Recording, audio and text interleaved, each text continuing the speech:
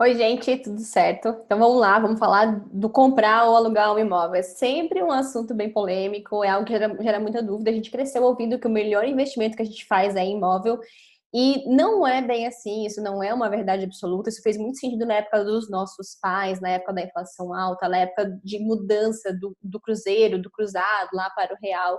Então fez sentido, a gente teve o boom dos imóveis, mas hoje já não é mais tudo aquilo. Tem algumas coisas que a gente precisa fazer de conta, que a gente tem que levar em consideração com relação a financeiro. O que eu vou mostrar para vocês aqui são cálculos, tá?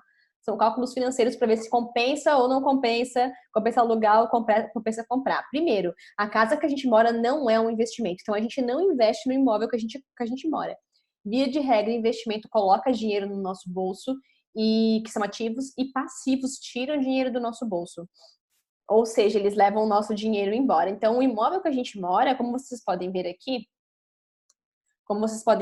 ó, o imóvel que a gente mora, ele tem vários custos envolvidos. Vamos lá para o primeiro deles. O ITBI, que é o Imposto sobre Transmissão de Bens Imóveis, a gente paga na hora que a gente compra. Então, aqui essa simulação eu fiz num imóvel de 140 mil reais, como se fosse financiar, tá?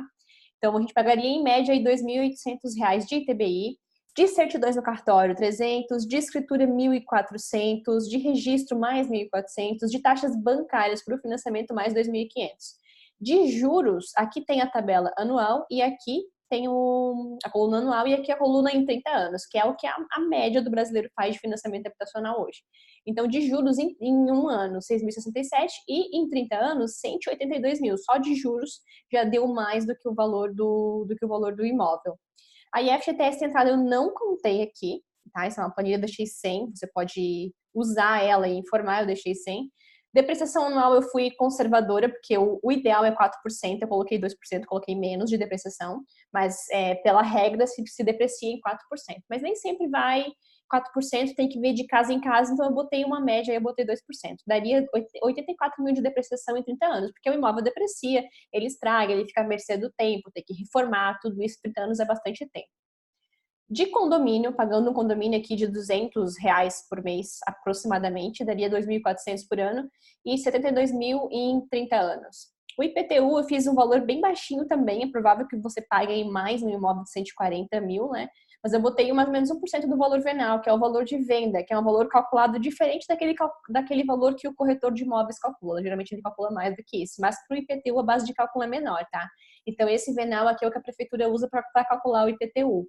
Daria em média aí R$ 140 por ano, geralmente dá um pouquinho mais. E em 30 anos, R$ 4.200 de IPTU. Aí mais a taxa de corretagem, quando a gente financia um imóvel, geralmente a gente compra um imóvel através de uma imobiliária, né? Então, a taxa de corretagem aqui em média, 6%, vai depender da região onde você está, daria R$ 8.400, tá? Então, o valor da compra do imóvel, que seria de 140, eu diminuí o 8.400 da taxa de corretagem, a gente já tem uma ideia do quanto fica. Os dois aqui, ó, dá. Deixa eu mudar aqui, tirar a média. Ó, a soma dá R$ 140 mil, que é certinho o valor do imóvel. E a inflação, eu não descontei a inflação para a gente ficar com um cálculo um pouco mais favorável, tá? Então, como que ficaria no final de um ano 158 mil e o quanto custaria essa casa de R$ 140 mil no final de 30 anos? Ela vai para praticamente 490 mil, ou seja, 489.200. Esse é o custo do imóvel depois de 30 anos. E a conta que as pessoas fazem é o seguinte: eu paguei R$ 140 mil no meu imóvel e ele tá valendo 300 mil hoje. 300 mil, ou seja, né, ele valorizou R$ 160 mil. Então, esse é o meu lucro. Não. Ainda que ele valesse 300 mil, e vocês vão ver aqui no lado, na coluna da valorização do imóvel, que ele não chega a render 300 mil pela média de rendimento ao ano que tem um imóvel no Brasil, mas ainda que ele chegasse a 300 mil no final de 30 anos, não seria 160 mil líquido, porque você pagou 489 no final de 30 anos, não 140 mil. Então, essa conta, ela tá errada, a gente faz essa conta errada. Agora, aqui do lado, a gente tem a valorização do imóvel. Eu botei 2%, fui também ajudei um pouquinho a conta, porque pelo FIPZAP, que é o índice de valorização dos imóveis aqui no Brasil, eu peguei São Paulo, que é referência aí no Brasil, aqui a média de valorização fica em 1,79, 1,8. Então, eu arredondei aqui para cima, eu botei 2%, que daria um valor anual, mais ou menos, de 2.800 e em 30 anos, 84 mil reais de valorização, ou seja, no final de 30 anos o imóvel estaria rendendo estaria valendo, né? 224 mil. Tá? Vamos colocar aqui 3%. Ó, ele ainda não chega em 300 mil, e 3% já é uma simulação bem mais alta. Ele valeria 266 mil, ou seja, se fosse vender no final de 30 anos pelo valor que ele vale, que não é garantia de que vai conseguir valer pelo valor que ele vale, por 266 mil, lembra que foi gasto no total, em 30 anos, 489. Então, o que sobra é negativo. Sobra 223.200 da conta geral, né? Porque o IPTU você já pagou, tudo que tá ali, a maioria você já pagou, já saiu do teu bolso. Então, somando o que você pagou, diminuindo o que você pagou versus o que você vai levar na venda, fica negativo. Não tem lucro. Não foi um investimento, não tem lucro. Fica devendo 223 mil reais. Se a gente voltar para o 2 aqui, como a gente estava, ó, essa conta aumenta. A gente fica devendo 265 mil reais. Ou seja, a conta não fechou. Pelo contrário, ela ficou negativa.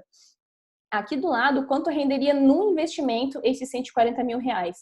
Então, eu fiz uma taxa de juros conservadora, porque é um período de 30 anos, então a gente pode colocar no investimento que vai ter uma rentabilidade um pouquinho maior, mas essa taxa de 0,40 é bem conservadora, é provável que a gente consiga uma taxa melhor do que isso no investimento para 30 anos. Para quem já financiou e consegue vender o imóvel hoje, por exemplo, por 140, para quem já comprou um imóvel e consegue vender por 140 mil, se aplicar esse valor no final de 30 anos, ele daria uma quantia de 589 mil reais. Descontando IR, se for no investimento com IR, né, ficaria 499 mil, ou seja, teria meio milhão na ponta. E daí aqui eu estou descontando outro custo, que é o custo que vai sair da tua despesa mensal, não sai do investimento. Lá no final de 30 anos, você vai ter esse valor de 544 mil reais, em média. Mas descontando o aluguel, vamos supor que você mora de aluguel e por 30 anos você pague R$ 1.000 de aluguel por mês. E de condomínio, aquela mesma conta que a gente já fez, que é R$ 200 por mês, mais o IPTU, que também é a mesma conta que a gente já fez, daria um custo nesses 36 anos de 436 mil reais.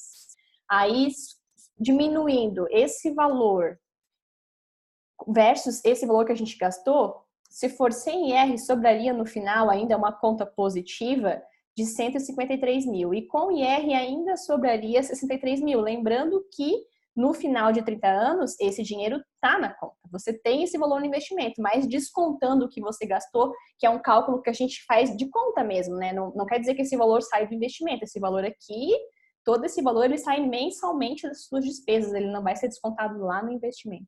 Então, no final de 30 anos, mesmo descontando o que você gastou nesses 30 anos, ainda sobraria esse saldo aqui e de todo modo que você vai ter na conta esse valor aqui. Agora, quanto renderia no investimento mensal, se eu ainda não tenho esses 140 mil para investir agora, né, na hora?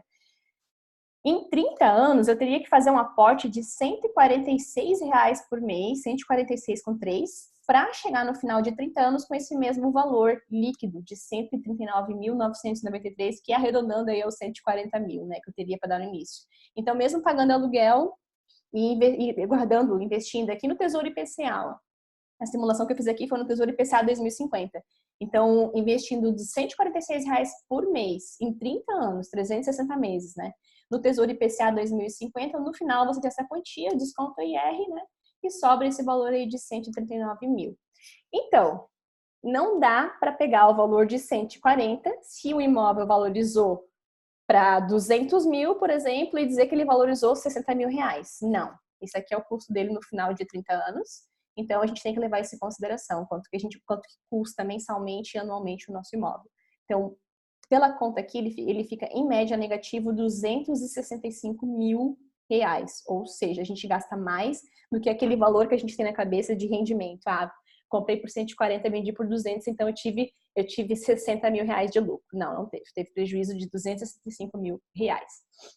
E esse valor investido no final de 30 anos, você ainda morando de aluguel, aí você tem a questão do custo de oportunidade quando você está no imóvel, porque se aparecer alguma oportunidade da qual você gostaria de aproveitar ou precise aproveitar, você precisa se desfazer do imóvel para ter esse dinheiro. O imóvel ele não tem liquidez.